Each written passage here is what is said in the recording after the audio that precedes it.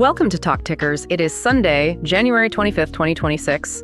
And if you're logging into your terminal this morning, getting ready for the week, the world looks surprisingly calm. Suspiciously calm, maybe. Like we've got equity markets pushing new highs again. Credit spreads are sitting at multi-decade lows. If you just look at the VIX, the volatility index is, basically asleep at the wheel. It paints a picture of a perfect soft landing. Everything is fine.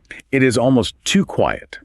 But as anyone who's been in this game for more than a cycle knows, that kind of glassy, calm water usually masks a ripping current underneath. And that current is what we are obsessing over today. We're looking at the $1.7 trillion private credit market because beneath the surface, there are some flashing red lights that the headline numbers are just totally missing.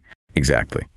While the traditional metrics like the headline default rates you see on the news look stable, there's a big structural shift happening in the plumbing. It's all about how companies are actually servicing their liabilities.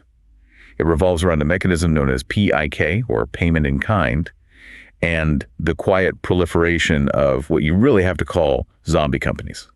So the mission for this deep dive is pretty clear. We're going to unpack why phantom income is inflating returns right now, why regulators are suddenly circling the wagons, which is, never a good sign, and what happens when the buy now, pay later mentality finally hits the corporate bond market. It's a classic case of liquidity masking solvency. We have a lot to get through, so let's just get into it. Let's start with the snapshot. If you've been away from the credit markets for a minute, the landscape has definitely changed. Private credit has effectively replaced traditional banks for corporate financing. We know this story has been playing out for a decade. But the competition for these deals now, in 2026, it sounds ferocious. It's incredibly fierce. If you look at the upper middle market specifically, we're seeing deals pricing very, very aggressively. We're talking inside SOFR plus 500 basis points. Which is tight. Extremely tight. There's simply a lot of capital chasing a finite number of quality borrowers. Too much money, not enough good deals. And here's the catch, right? To win these deals, to get the mandate, lenders are having to give up protections. They're allowing borrowers to utilize these PPI toggles. Right. And for those who don't speak bond trader fluently, let's break that down. Simply put, instead of paying me cash interest every month, the borrower pays me with more debt. They just take that interest obligation and tack it onto the principal. Exactly. And the data on this is striking. As of late 2025 and into these first few weeks of 2026, PIK usage has surged. It's at roughly 14% of loans. 14%, that seems high. It is high. Yeah. And for the lender, this is the tricky part. It actually boosts the reported yield. It contributes to that illiquidity premium everyone loves. You get to book the income as if you received it, but it completely masks the borrower's actual cash flow health. We're looking at a rise in what some are calling shadow defaults. So shadow defaults. Yeah. Companies that technically haven't defaulted, they haven't missed a payment because they didn't have to make a cash payment, but they literally cannot afford to service their debt with cash.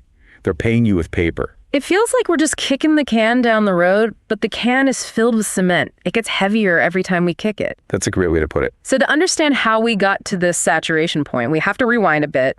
We need to look at the timeline. Let's go back to the second quarter of 2025. Right. The pivotal moment was what the market now calls Liberation Day, April 2nd, 2025. Sounds dramatic. It was dramatic. That was when the new tariff announcements dropped. It sent absolute shockwaves through the system. The syndicated loan market, so the traditional bank-owned market, it froze completely. It's cold for a 15-day stretch.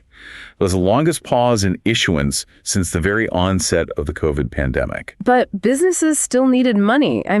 Payroll still has to be met. Refinancing still has to happen. And nature abhors a vacuum. Precisely. When the banks froze, private credit stepped in to fill that void. And you have to remember, regulatory capital requirements had already forced traditional banks to retrench anyway. So private funds, they essentially built a toll road over that gap. They said, the banks are closed, but we're open for business, come on through. But the toll was expensive, I'm guessing? It was. Borrowers were suddenly facing higher costs. And to make the math work, they leaned heavily into the PIK toggle. It's a contractual option. Yeah. A borrower can choose to defer cash interest, usually in exchange for paying a higher rate, typically a premium of, say, 25 to 50 basis points. Okay, I want to make sure I nail this analogy because it's so central to the whole thing. It's basically like a credit card company calling me and saying, hey, you don't have to pay us this month. We're just going to add the bill to your balance and charge you a slightly higher rate on the whole thing. That is a very fair analogy. And if I'm broke, I take that deal every single time. You do. But it is important to distinguish that there are two types of PIK. Here, not all PIK is, evil. Okay, fair. Give me the good PI. So good PI is structured at origination for growth.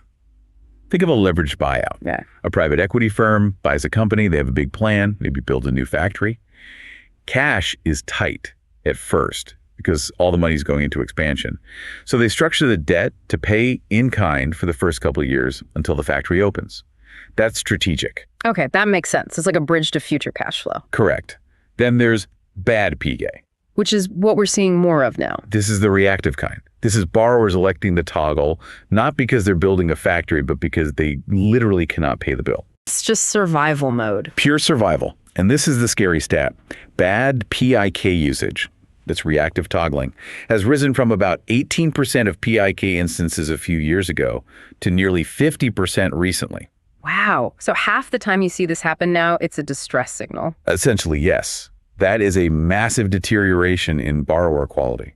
And this feeds the zombie element we mentioned in the intro, because if I'm a CEO and I'm doing this, I'm probably also cutting R&D, I'm cutting CapEx, I'm doing everything just to service the interest. You're stripping the copper out of the walls to stay afloat. Right. So the company is alive, technically, but it isn't growing. It's dead on its feet. And that maturity wall everyone was so worried about, that wave of debt coming due in 2026 and 27, it's being dismantled.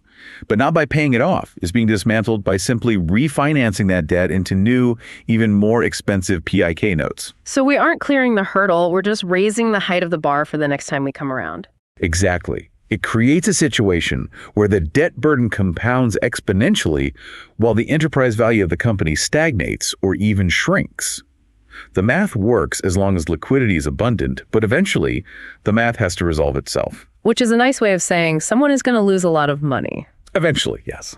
So let's shift to the investor context. Why does this matter for a portfolio right now in 2026? We're seeing record highs in equities. Why should I, as a listener, worry about the plumbing in private credit? Well, there's the cockroach theory, which Jamie Dimon actually referenced recently. I love that name. It's vivid, right? The idea is simple. When you see one cockroach in the kitchen, there is never just one. There are 100 in the walls. We've seen bankruptcies recently. First Brands, Tricolor. These weren't small idiosyncratic failures. They highlighted underwriting risks that are likely systemic. So those are the first cockroaches. Exactly. And the risk isn't just contained to institutional balance sheets anymore. This is the big change from 2008. We have to talk about retailization. Yeah, private credit isn't just for sovereign wealth funds and endowments anymore. It's in ETFs, it's in interval funds. It's in your neighbor's income portfolio now. And that brings us to a critical structural issue. The liquidity mismatch in business development companies, or BDCs. Okay, let's drill down on this because BDCs are really popular for yield hunters. They are. BDCs are required by law to distribute 90% of their taxable income to shareholders to maintain their tax status. That's why they have high yields. But remember what we just said about PIK. It's non-cash income. It's phantom income. It's an accounting entry. So if I'm a BDC manager, I'm booking income that I haven't actually received in cash, but the law says I have to pay out 90% of my income in cash dividends to my shareholders. You see the problem. I do. I have to pay out cash I don't have. Exactly.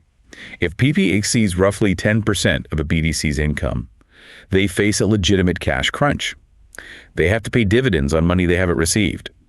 This forces them to either raise capital, which dilutes shareholders, or borrow more, or sell assets.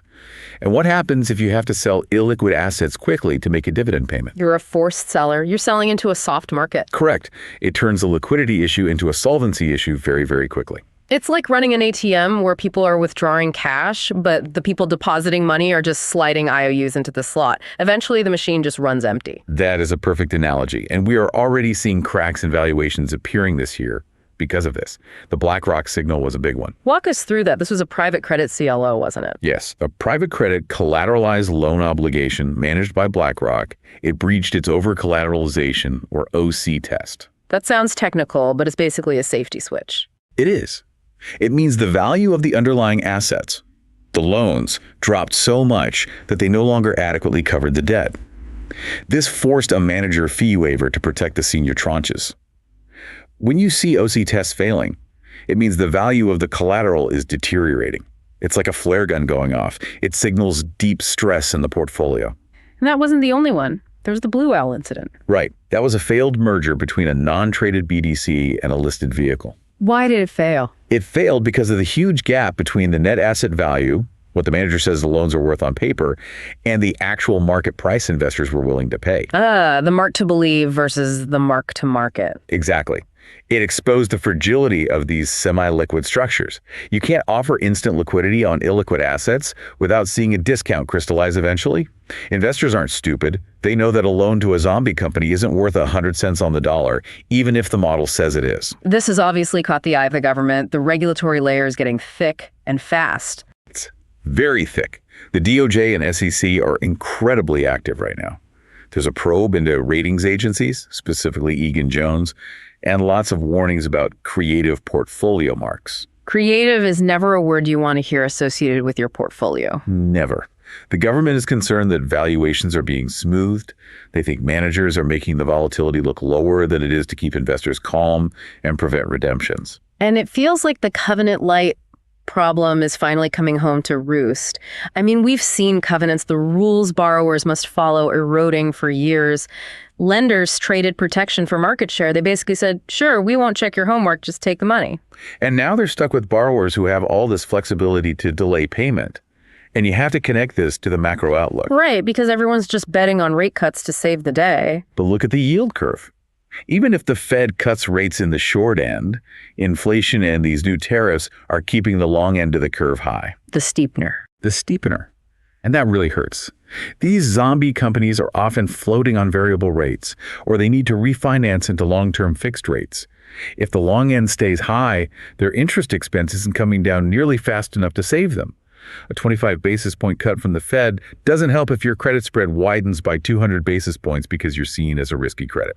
So this all brings us to the one question. We always try to give the listener a tool they can use. If you're sitting across from a wealth manager or you're looking at a high yield or private credit fund prospectus today, what is the one thing you need to ask? It's simple, but you have to demand an answer.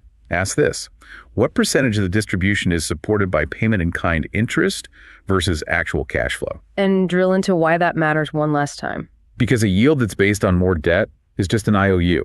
It's not real. But your dividends, the money you're planning to live on, that needs to be paid in actual cash. So if they tell you the yield is 12%, but 4% of that is from PIK, then the cash yield is only 8%. And the risk profile is significantly higher than you think. If that PIK number is creeping up towards 10%, or God forbid 15% of the total income, you should run. You are looking at a portfolio that is essentially capitalizing its own risk. It's a Ponzi scheme of its own making. That is a very sobering thought to end on. We're in a market with tight spreads, high optimism, but the foundation is being supported by deferred interest and amend and extend strategies. It sounds like transparency is the new premium. The difference between a healthy portfolio and a zombie zoo is buried in those loan documents. You just have to read the fine print. And maybe keep an eye out for those cockroaches. Always watch for the cockroaches. Thanks for listening to Talk Tickers. We'll catch you next time on The Deep Dive.